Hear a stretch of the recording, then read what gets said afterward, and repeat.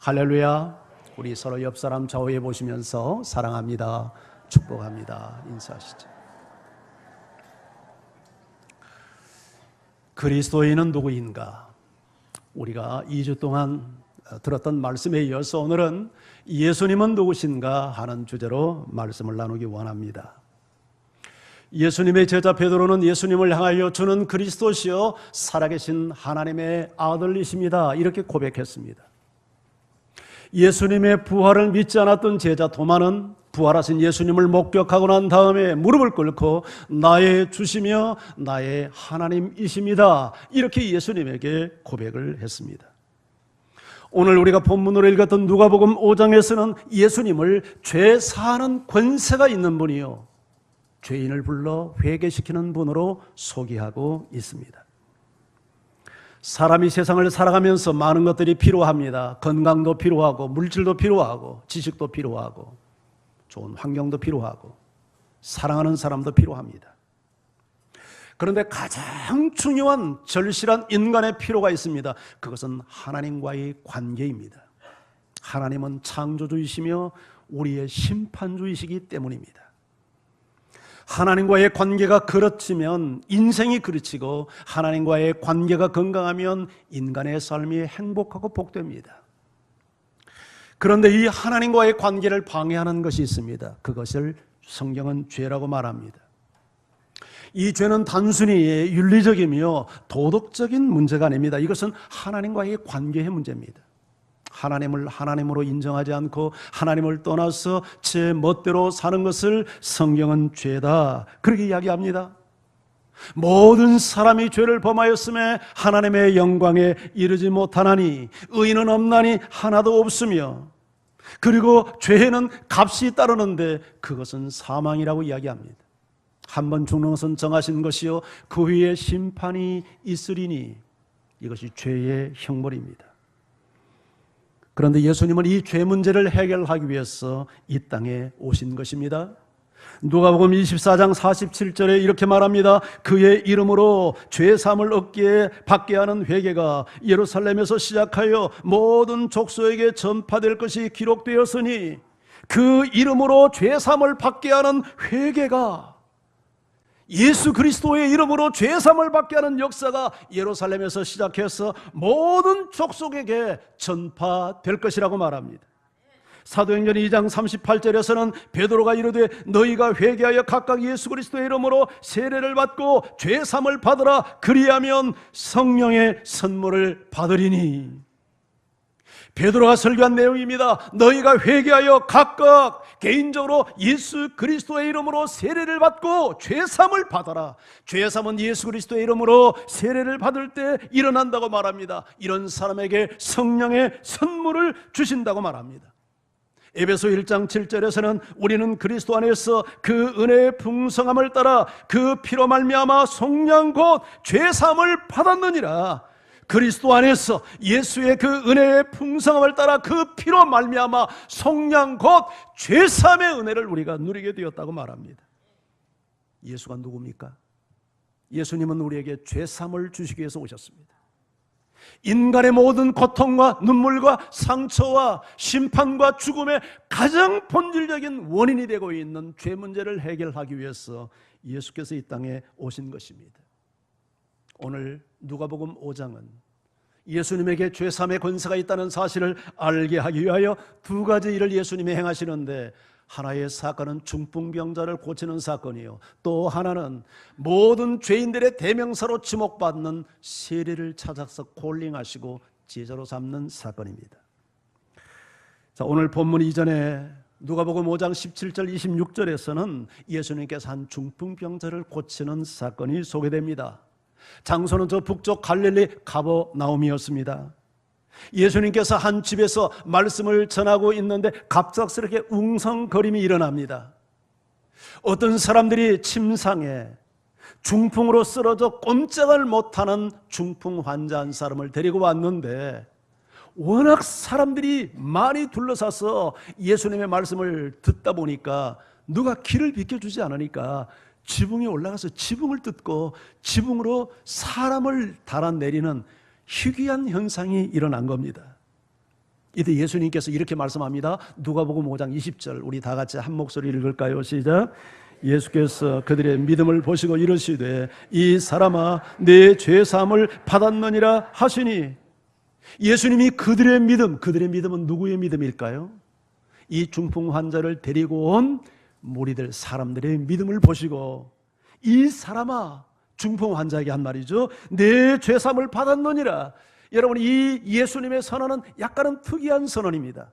중풍이 걸려서 병 낫기를 위해서 왔으면 내 병으로부터 나음을 받을지어다 이렇게 말씀을 해야 되는데, 예수님은 내 죄사함을 받았느니라. 어쩌면 이 사람이 중풍으로 쓰러진 원인이 죄의 문제와 연결되어 있는 듯한 말씀을 예수님이 암시적으로 하신 것이죠. 자, 그런데 예수님이 이 죄사함을 선언하자 거기에 있던 바리새인들과 율법 교사들, 이 서기관들 사이에서 갈등이 일어났습니다. 문제가 일어났습니다. 저 사람 봐. 아니, 죄를 사하는 권세는 하나님만이 할 수 있는데 자기가 죄를 사한다고? 이건 하나님을 모독하는 신성모독 행위 아니야? 그렇게 마음에 판단을 했습니다. 여러분, 죄는 누구만 사할 수 있습니까? 하나님만. 이런 의미에서 바리새인과 서기관들의 판단은 맞습니까? 들읍니까? 그건 맞습니다. 그런데 문제는 예수가 죄 사는 권세가 있는 하나님이라는 사실을 인정을 하지 않았던 것입니다. 죄는 하나님만이 사할 수 있습니다. 그런데 예수님에게 죄 사함의 권세가 있는 예수가 하나님이라는 사실을 그들은 인정하지 못했던 겁니다. 그래서 하나님을 모독하는도다, 신성 모독이로다, 그렇게 판단을 했던 것입니다. 그런데 놀랍게도 예수님은 그들의 마음의 생각을 아셨습니다. 예수님은 전지하신 하나님이었기 때문입니다. 그리고 이렇게 말씀합니다. 내 죄사함을 받았느니라 하는 말과 일어나 걸어라 하는 말, 어느 것이 쉽겠느냐? 자, 한번 물어보십시다. 김승희 집사님에게 죄사함을 받았느니라, 서순여 집사님은 중풍으로 쓰러져서 와 있습니다. 일어나 걸어라, 어느 말이 쉽겠습니까? 자, 분별이 잘 안 됩니까? 헷갈리죠? 죄사함을 받았다, 이건 하나님만이 할 수 있는 일이니까 인간이 쉽게 할 수 없는 말은 분명해요. 근데 죄사함을 받았느니라, 이 말은 객관적 증거가 필요합니까? 필요 없습니까? 표시가 나지 않습니다. 그러나 중풍 환자에게 일어나 걸어라 하는 말은 표시가 나야 합니다. 어느 것이 더 어렵겠습니까? 중풍 환자 일어나라고 하는 말이 어렵습니다. 사람들 보기에. 그래서 예수님께서 이렇게 말씀합니다. 인자가 죄사함의 권세가 있다는 사실을 너에게 증명하겠다. 그래서 내가 더 어려운 일을 하겠다. 중풍 환자를 향하여 일어나 걸어라 명령을 하니까 순간적으로 그 많은 사람들이 지금 긴장 상태에서 지켜보고 있는데 이 사람이 벌떡 일어나 하나님께 영광을 돌리고 침상을 가지고 자기 집에 돌아갔습니다. 이것은 무엇을 의미합니까? 예수님에게 죄사함의 권세가 있다는 것을 공개적으로 객관적으로 입증시키고 증명한 사건입니다. 이 일을 통해서 예수님은 죄사함의 권세가 있는 분임을 나타낸 겁니다. 세상에는 많은 해방운동이 있었습니다. 노예 해방운동, 여성 해방운동. 요새 최근에는 저 사우디에서 여성들이 운전을 하게 되었다고 지금 난리를 피고 있지 않습니까? 세상에 이런 나라도 있습니다. 대한민국에 사는 여성들이요, 축복합니다. 참 좋은 나라 살고 있습니다. 사우디에서 태어났으면 운전 못했습니다. 사형 판결을 받게 된 사형수가 사면령을 받았다면 참 그것은 복 중에 복일 겁니다. 평생을 갚아도 갚지 못할 빚더미에 짓눌려 사는 사람이 탕감선언을 받았다면 이건 복 중에 복일 겁니다. 그런데요, 죄사함에 이 해방을 받는 것만큼 복된 일은 없습니다. 왜냐하면 인간의 모든 고통은 죄 때문에 왔습니다. 죄로 말미암아 사람에게 질병이 찾아오고 눈물이 찾아오고 죽음이 찾아오고 심판이 찾아왔습니다. 그런데 죄 사함을 했다는 것은 모든 인생의 불행과 고통과 심판의 원인을 제거해버린 것이기 때문에 하나님과의 관계가 회복될 수 있고 모든 인생의 불행이 해결될 수 있고 그리고 죄 삭신 사망과 심판이 사라져버리는 이런 엄청난 결과를 가져다 주기 때문에 인간 최고의 복은 죄 사함의 복인 줄 믿습니다. 그런데 그 일은 인간의 힘으로 불가능합니다. 예수님만이 할 수 있습니다. 예수님이 그 일을 하기 위해서 이 땅에 오셨습니다. 그리고 그 일이, 그 권세가 예수님에게 있다는 사실을 증명하기 위해서 죄사함을 이 중풍 환자에게 선언했던 것입니다. 그리고 예수님은 죄인을 불러 회개시키는 구원자라는 사실을 또 증명하기 위하여 죄인의 대명사로 지목받는 세리를 찾아가서 제자로 콜링하는 장면이 오늘 성경에 등장합니다. 자, 27절 성경을 같이 읽겠습니다. 시작. 그 후에 예수께서 나가사 레이라 하는 세리가 세관에 앉아있는 것을 보시고 나를 따르라 하시니, 그 후에 하는 것을 보면 앞의 내용과 뒤의 사건을 연결시킨 듯한 그런 인상을 우리가 받지 않습니까? 맞습니다. 앞에서 죄사함의 권세를 선언하신 예수님은 죄인의 대명사 레이를 찾아가서 나를 따르라고 부르는 장면을 연결시키고 있습니다. 여기 레위는 유대식 이름입니다. 로마식 이름으로는 마태입니다. 자, 이름이 레위였다는 말은 이 사람의 지파가 레위 지파였다는 가능성을 암시합니다. 레위 지파에는 성전에서 일하는 소위 성직자 집안, 소위 목회자 집안입니다. 그 부모가 이 아들의 이름을 레이라고 지은 것은 이 다음에 너도 커서 어른이 되면 성직자가 되어라, 목사가 되어라, 적어도 선교사가 되어라, 이런 정도의 기대감을 가지고 지어준 이름이라고 보여집니다. 그런데 레이는 성인이 되어서 성직자의 길을 갖지 않고 세리가 되었습니다. 세리는 세금 거두는 사람입니다. 그런데 예수님 당시의 세리와 오늘날 세무 공무원은 하늘과 땅처럼 차이가 많습니다. 시온 오나나미가 쓴 로마인의 이야기 보면 당시 세리는 공무원이 아니라 로마 제국의 앞잡이요 청부업자였습니다. 로마 제국은 피지배국에게 세금을 거둘 때 세리들에게 경매를 붙였습니다. 세금을 많이 거두어서 많이 내긴 세리에게 그 지역을 할당하는 경매 제도를 썼어요. 그래서 이제 할당을 받으면 세금을 징수해서 로마 제국에 약속한 돈을 내고, 그리고 자기 나머지는 이익금을 챙기는데 더 많은 이익금을 얻기 위해서 할 수 있는 한 악착같이 동족에게 이런저런 이유를 붙여서 세금을 뜯어갔던 겁니다. 그러다 보니까 이 세리라고 하는 사람들은 동족들에게 치를 떠는 사람이 되었고 공공의 적이었고 죄인의 대명사가 되었던 것입니다. 유대 속담에 저 산속에는 이리가 살고 저 아래는 세리가 산다고 할 정도로 이 세리에 대한 아주 극도로 혐오하는 사상이 유대인들에게 있었습니다. 그도 그럴 수밖에 없는 것이 동족의 피를 빠른 매국노요 민족의 반역자라고 그들은 생각했기 때문입니다. 이런 세리에게는 친구도 이웃도 동족도 없었습니다. 그 당시 얼마나 세리가 비천한 존재로 취급당했냐면 유대 사회에서 가장 하천민 사람이 누구였냐면 우리 여성들 가운데 몸을 파는 소위 창기들. 그런데 이 세리를 창기 취급했습니다. 그래서 언제나 세리 곁에 창기가 등장합니다. 그만큼 유대 사회에서는 경멸의 대상이었습니다. 레이가 이런 사회적 분위기를 모를 리 없습니다. 그럼에도 불구하고 목사의 아들로 목사가 되어야 될 성직자의 집안에서 성직자의 길을 가지 않고 세무 공무원이 된 것입니다. 여러분, 로마 당시에 이스라엘 사람들의 생활상을 보면 하루 세 끼 먹는 사람이 많지 않았습니다. 회당에서 일하는 성직자들의 삶 또한 그렇게 여유롭지 못했습니다. 그래서 세리가 성직자의 길을 가지 않고 세리의 길을 가는 것은 이유는 딱 하나입니다. 돈 때문입니다. 이렇게 이해하면 됩니다.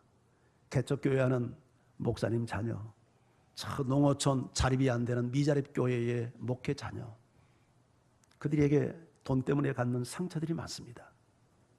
세리가 그런 사람이라고 생각하면 됩니다. 그래서 아버지는 네가 이 다음에 목사가 되면 좋겠다 했지만 아버지의 뜻을 거역하고 그는 공부해서 세리가 되었던 것입니다. 물론 그 당시 세리의 인식이 좋지 않았지만 가장 확실하게 이스라엘 백성으로서 돈 버는 방법은 세리의 직업을 선택하는 일이었습니다. 그는 열심히 가난했기 때문에 공부했을 것입니다. 공부에 집중해서 그 당시 최고의 대학인 예루살렘 대학 경영학과에 입학을 합니다. 그리고 열심히 공부해서 좋은 성적으로 졸업한 다음에 세리 시험에 합격해서 세무 시험에 합격하여 세리가 됩니다. 그는 세리가 된 다음에 목표대로 그는 돈을 벌기 시작합니다. 그리고 남들이 누리지 못한 것들을 누리게 됩니다. 그런데 참 이상했습니다. 그렇게 돈을 벌면 행복하고 만족이 올 줄 알았는데 행복하지 않았습니다. 풍요롭고 화려한 생활을 살면 살수록 마음 한켠에는 채워지지 않는 공허감이 몰려옵니다. 이렇게 사는 건 맞나 하는 의구심이 그를 괴롭힙니다. 더욱이 그렇게 외롭고 비참한 삶을 살면서 자기 마음 하나 나눌 만한 친구도 이웃도 없었습니다. 레이는 날마다 비참해져 갑니다. 그가 앉아있는 사무실은 마치 창살 없는 감옥처럼 느껴졌습니다. 할 수만 있다면 이런 삶을 탈피하고 싶었습니다. 어쩌면 이 레위의 모습은 오늘날 하나님 없이 살아가는 현대인들의 모습의 한 모형이 아닐까 싶습니다. 현대인들은 돈을 하나님으로 삼고 살아갑니다. 돈을 가지면 돈이 자신의 안전과 미래를 책임지고 행복을 보장할 것이라고 믿습니다. 우리 교회도 이렇게 젊은 엄마들이 이제 아이들을 낳으면 돌잔치를 합니다. 돌잔치 할 때 소위 돌잡이라는 것을 합니다. 상 위에 실도 올려놓고 붓도 올려놓고 5만 원짜리 지폐도 딱 올려놓고 저놈이 뭘 잡나 봅니다. 그러면 5만 원짜리 지폐를 잡으면 막 박수를 치고 좋아합니다. 아, 이놈 부자 되겠구나. 이 자식이 부자 되면 부모가 덕보지 않겠습니까? 요새 학생들이 가장 인기 있는 학과가 무슨 학과인 줄 압니까? 옛날에는 철학과, 옛날에는 인문학과에 많이 들어갔습니다. 그걸 공부 잘하는 아이들이 가는 대학이라고 생각을 했습니다. 그런데 요새는 돈 잘 버는 과에 들어갑니다.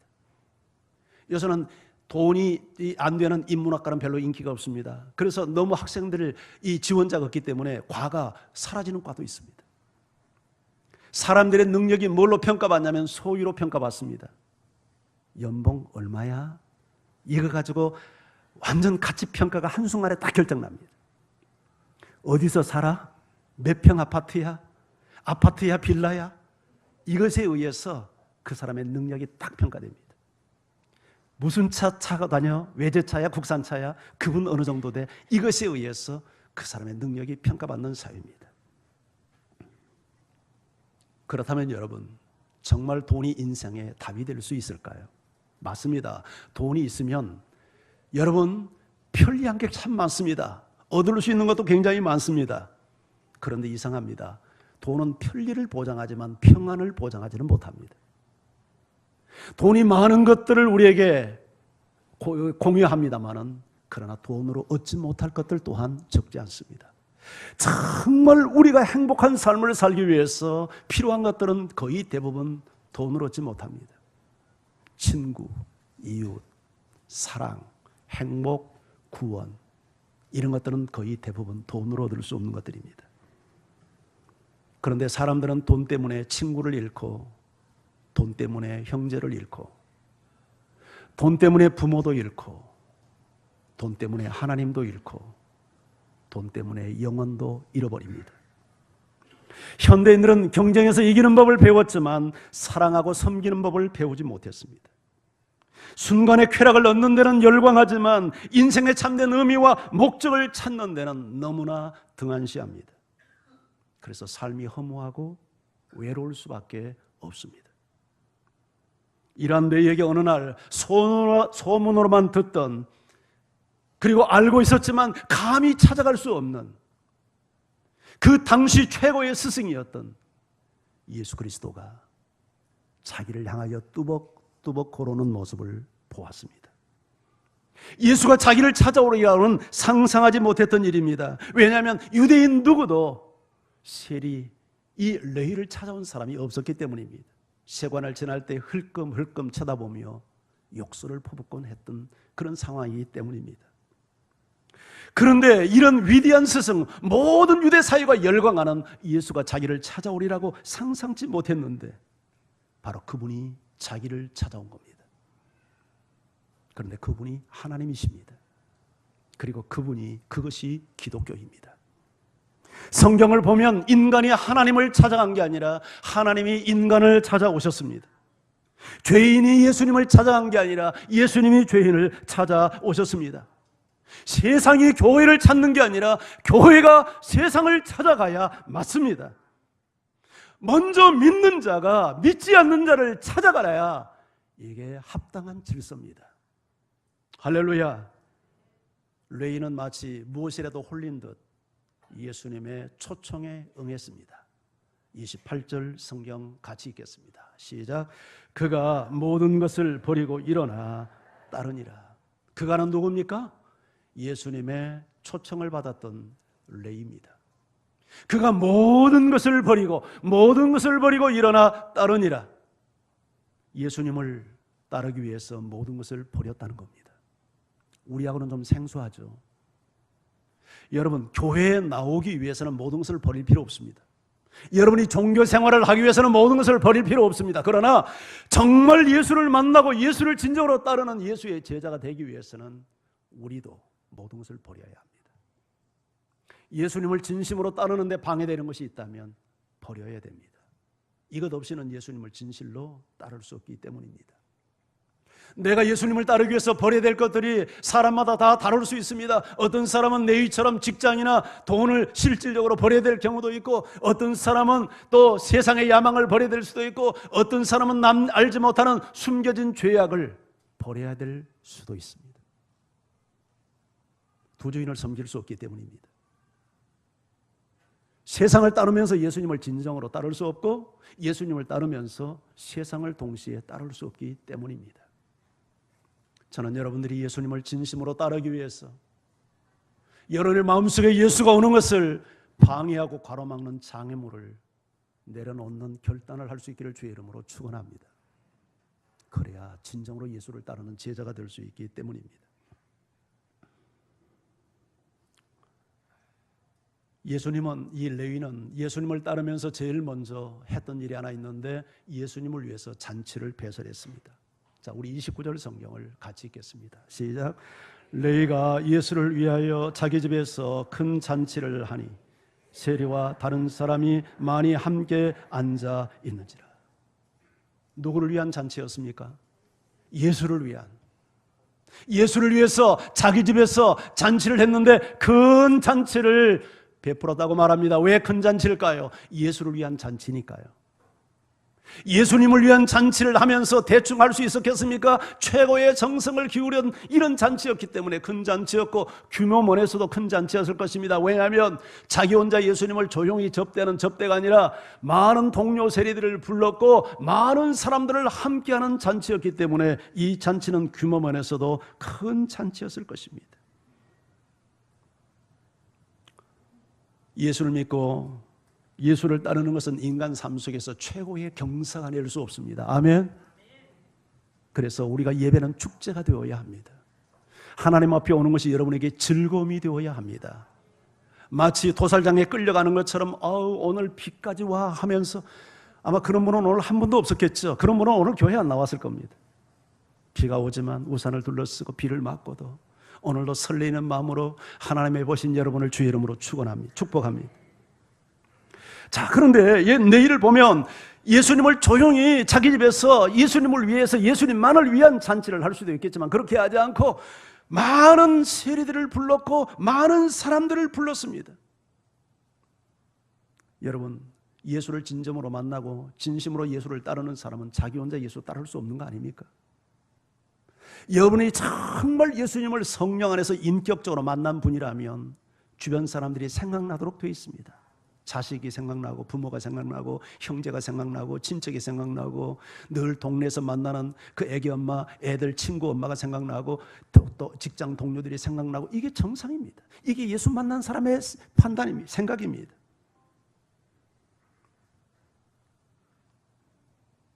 여러분, 그래서 레위는 자기 동료들과 그리고 그 당시 하천민으로 여겨지는 죄인들, 그들을 다 불러 모아서 주인으로 참석하신 예수님과 함께 잔치를 갖도록 했던 것입니다. 그런데 이 잔치에 초청되지 않는 사람이 등장합니다. 자, 30절 성경을 같이 읽어봅니다. 시작. 바리새인과 그들의 서기관들이 그 제자들을 비방하여 이르되 너희가 어찌하여 세리와 죄인과 함께 먹고 마시느냐. 여기 누가 등장합니까? 바리새인과 서기관들. 이들은 그 당시 유대 종교를 대표하는 사람들입니다. 그런데 그들이 예수님의 제자들을 비방합니다. 그러나 사실 그 비방의 타켓은 예수였습니다.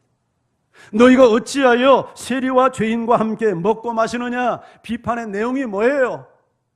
어떻게 하나님의 아들이라는 자가, 어떻게 인간을 구원하러 왔다는 그 거룩한 자가 저렇게 상종할 수 없는 하천민들, 세리와 죄인들과 어울려 밥을 먹을 수 있느냐?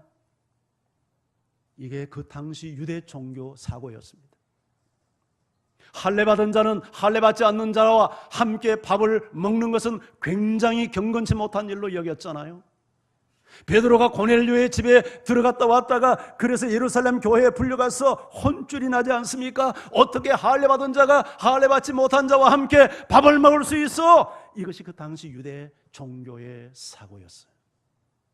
어떻게 하나님의 아들이라는 자가 저렇게 몸을 파는 여자들과 함께 앉아서 밥을 먹을 수 있어? 어떻게 사창가를 드나들며 그들을 전도하겠다고 교제할 수 있어? 이건 우리 종교를 너무 이게 세속화시키는 것 아니에요? 이런 비방을 했던 것입니다. 한마디로 그 당시 유대 종교는 의인들끼리 모여서 짝짝꿍을 하는 여러분 사교 집단에 불과했습니다. 종교의 목적을 상실했습니다. 죄인을 불러 구원시키기 오신 하나님의 눈물과 마음을 이해하지 못했습니다. 그리고 그 일을 위해서 오신 예수님을 비방하고 판단했던 것입니다. 그런데 교회사를 보면 이런 일이 늘 있었습니다. 오늘날도 그런 일들이 너무 팽배합니다. 여러분 솔직하게 한번 자신을 진단해 보세요. 교회에서 전도합시다 이런 말 들으면 불편해합니다. 아이, 또 전도냐? 이건 굉장히 수준 낮은, 목사가 성장주의에 사로잡혀가지고 성공을 야망을 하는 교회에서나 하는 짓거리들로 생각을 합니다. 정말 수준 있는 교회는 전도하란 말 안 해도 전도된다고 생각합니다. 이게 현대교회의 사고입니다. 그래서 좀처럼 교회가 전도하자는 말 못합니다. 한마디로 유대 종교가 되고 있는 것입니다. 의인들끼리만 모이는 사교 집단으로 전락하고 있는 것입니다. 교회가 존재해야 될 본질을 상실해버리고 있는 것입니다. 이러한 비방에 예수님은 이렇게 답변합니다. 31절 32절입니다. 자, 함께 읽어볼까요? 시작. 예수께서 대답하여 이르시되 건강한 자에게는 의사가 쓸데없고 병든 자에게라야 쓸데있나니 내가 의인을 부르러 온 것이 아니요 죄인을 불러 회개시키러 왔노라. 아멘입니까? 여러분, 의사가 누구에게 필요합니까? 건강한 사람에게 의사가 필요한 게 아니라 병들어서 죽어가는 사람에게 의사가 필요한 것처럼 내가 온 것은 의인을 위해서 온 게 아니라 죄로 말미암아 고통받고 죽어가는 사람을 불러서 회개시켜 하나님과의 관계를 회복시키고 영생의 선물을 주기 위해서 내가 왔노라. 아멘. 그래서 예수님이 오셔서 죄인들을 만나고 세리들을 만나고 창기들을 만나서 밥을 먹고 복음을 전하고 그들에게 하나님의 나라를 전파하는 것 아니겠어요? 이것이 먼저 예수 믿는 사람들이 해야 될 일이고 이것이 교회가 해야 할 가장 본질적 사명이라고 정말 믿습니까? 정말 믿습니까? 이것이 예수님이 하는 일이라면 예수를 믿고 따르는 교회가 해야 할 일이잖아요. 당신이 해야 될 일이잖아요. 예수님을 따라간 레위는 어떻게 되었을까요? 레위는 12제자 가운데 한 사람이 됐습니다. 그리고 놀랍게도 신약 성경의 첫 책인 유대인들에게 예수가 누군가를 소개하는 목적으로 예수님을 소개하는 마태복음이라고 하는 위대한 책을 썼습니다. 세관에 앉아 비자감 장부나 정리하는 더러운 손이 사람의 생명을 살리는 예수 그리스도를 소개하는 성경을 기록하는 손이 되었습니다. 사람들에게 돈을 뜯기 위해서 분주하게 달려가는 발걸음이 사람의 생명을 살리는 발걸음으로 변화되었습니다. 이것이 예수 만난 사람들에게 일어난 일입니다.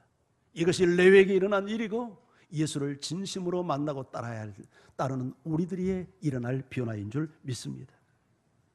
예수님이 누구입니까? 예수는 죄의 사함을 주시기 위해서 오신 영혼의 의사입니다. 죄인들을 불러 회개시켜 불행과 죽음과 저주와 멸망에서 구원하기 위해 오신 구원자이십니다. 사람은 학문으로 변화되지 않습니다. 사람은 득도나 수양으로 달라지지 않습니다. 그것이 부분적 변화는 가져다 줄지 모르지만 완전한 변화는 가져다 주지 못합니다. 사람은 구원자 예수님을 만날 때 비로소 완전한 변화가 가능합니다. 존 브루만이 쓴 책 가운데 지난 2000년 동안의 위대한 발명이라는 책이 있습니다. 지난 2000년 동안의 위대한 발명. 이것은 세계적인 물리학자와 그리고 연구원 등 세계의 지성인 110명이 2000년 동안에 가장 위대한 발명품 121가지를 발췌해서 기록한 책입니다. 그 책에 보면 위대한 발명품으로 인쇄기, 전화기, 자동차, 비행기, 인터넷, 컴퓨터 등등의 많은 것들이 있는데 의외의 물건이 위대한 발명품으로 하나 등장합니다. 그게 뭐냐면 지우개입니다. 어떻게 지우개가 2000년 동안 121가지에 들어가는 위대한 발명품이 될 수 있었을까? 그 책은 이렇게 설명합니다. 만약 레오나르도 다빈치가 지우개를 발명하지 못했다면, 지우개가 없었다면 그 위대한 명화 모나리자는 탄생하지 못했을 것이다. 만약 지우개가 없었다면 베토벤이 그 유명한 교향곡 운명을 작곡하지 못했을 것이다. 왜냐하면 여러분, 레오나르도 다빈치가 모나리자를 그릴 때 한 번에 완스판으로 모나리자를 완성한 게 아닙니다. 적어도 2년 반 이상의 시간 속에서 지우고 그리고 지우고 그리기를 반복하면서 그려낸 완성품입니다. 베토벤이 운명을 작곡할 때 단 한 번의 운명을 만들지 않았습니다. 악보를 수없이 고치고 쓰고 고치고 쓰고 지우고 쓰고를 반복하면서 완성해낸 곡입니다. 예수 그리스도는 우리 인생의 지우개로 오셨습니다. 용서의 지우개를 들고 오셨습니다. 만약 우리가 죄 사함을 받지 않는다면 우리는 하나님 앞에 나갈 수도 없고 영생을 얻을 수도 없고 우리는 영원한 진노와 저주의 백성이 될 수밖에 없었는데 예수님께서 지우개로 오셔서 당신의 보혈과 피로 우리의 더럽고 추한 죄악을 맑게 씻으셔서 죄인이 아닌 하나님의 자녀로 하나님 앞에 설 수 있는 은총을 허락해 주셨기 때문입니다. 저는 종종 눈물의 감격에 찬송을 부를 때가 있습니다. 만약 내가 예수 믿지 못했다면 내 인생 어떻게 되었을까? 만약 하나님께서 나를 목사로 불러주지 않았다면 내 인생 어떻게 되었을까? 끔찍하다는 생각이 듭니다. 왜냐하면 우리 집안 종자가 그렇게 좋은 종자가 아닌 걸 내가 아니까. 내 속에 흐르고 있는 죄성의 피가 무엇인지를 내가 알고 있으니까. 여러분이 저를 거룩한 모습으로 봅니까? 강대상을 설교하니까 그렇게 보이죠? 그러나 저 그런 존재 아닙니다. 제 안에도 악이 흐르고요, 죄 질 수 있는 DNA가 흐르고 있어요. 예수님이 내 안에 없었다면 여러분 죄악의 시궁창을 굴렀을 인생이에요. 이런 나를 용서의 지우개로 지우셔서 하나님의 자녀 목사로 세워주시니 그 은혜가 너무 감사해서 제가 감격의 찬양을 부르고 눈물의 찬송을 부를 때가 있습니다. 죄사함의 은총, 이것은 천금을 주고도 살 수 없는 하나님의 은혜입니다. 이 은혜를 우리가 누리고 있습니다. 그리고 이 은혜를 우리가 누린 사람들은 레위처럼 정말 이 은혜를 우리가 몸으로 체험하고 영으로 체험하고 성령 안에서 체험한 사람은 동료들을 생각하지 않을 수 없겠죠. 예수가 구원인데, 예수가 생명인데, 예수가 길이요 진리인데 어떻게 그 예수를 나 혼자 믿어요? 이웃에게 말하지 않을 수 없잖아요. 내 자식에게, 내 부모에게, 내 형제에게 가서 무릎이라도 꿇고 사정이라도 하고 금식이라도 해서 사정하지 않겠어요? 2018 새생명 축제, 여러분의 사랑하는 사람을 주님 앞에 인도하기 위한 축제예요. 여지껏 우리 전도할 사람 써내라고 하면 마지못해서 의무감으로 써내고 다 부도냈죠.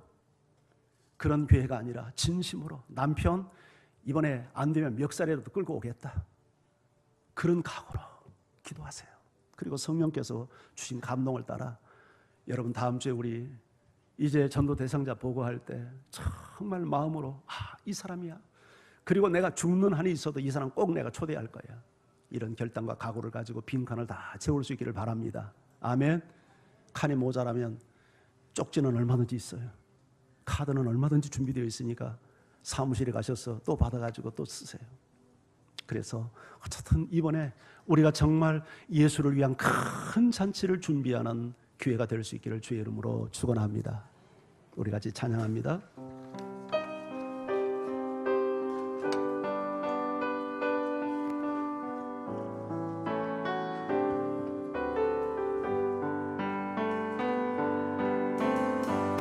예수님의 눈으로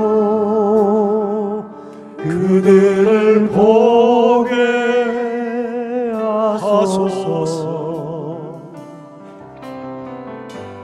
예수님의 손으로 그들을 섬기도록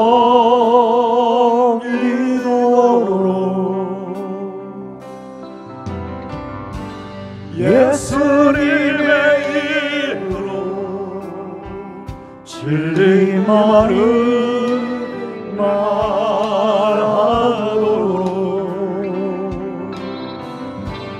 예수님의 발로서 땅 끝까지 달려가도록 내가 주님을 사랑한다는 고백이 거짓이 되지 않도록 내가 그들을 사랑한다는 고백이 진실이 되게 하소서. 세상 끝까지 주를 전하리란 고백이 거짓이 되지 않도록 내 눈에 주의 사랑 채우사 변화시켜 주소서. 이 시간 우리 같이 기도하기 원합니다. 여러분, 세상을 살아가는 데 많은 것이 필요하지만 죄 사함을 받는 것만큼 큰 복된 해방은 없습니다. 그것은 오직 예수 그리스도를 만난 사람에게만 주어지는 영광스러운 복입니다. 저는 여러분이 교회 다니는 사람, 종교생활 하는 사람이 아니라 예수 만난 사람, 예수 믿는 사람, 예수를 따르는 제자가 되기를 원합니다. 진정으로 예수께서 우리에게 주시는 죄사함의 은총을 체험하고 오늘 내일처럼 변화되어져서 주님을 따르되 나 혼자만이 아니라 내 주변 사람들까지 다 함께 예수를 따르도록 축복의 통로가 되는 복된 인생이 되기를 원합니다. 종교생활은 피곤합니다. 교회 다니는 생활은 피곤합니다. 그러나 예수를 따르는 일은 행복한 일입니다. 감동스러운 일입니다. 감격스러운 일입니다. 이런 하나님의 사람들로 여러분 변화되기를 원합니다. 저는 이 시간 기도하십시오. 주님, 내 마음에 오십시오. 저를 찾아오십시오. 레이를 찾아오신 주님, 저를 찾아오셔서 저를 불러주십시오. 제가 따르겠나이다. 제가 예수의 제자로 모든 것을 버리고 주님을 따르겠나이다. 그리고 내 주변 사람들을 함께 따르겠나이다. 다 같이 기도하며 하나님 앞에 함께 나가십시다.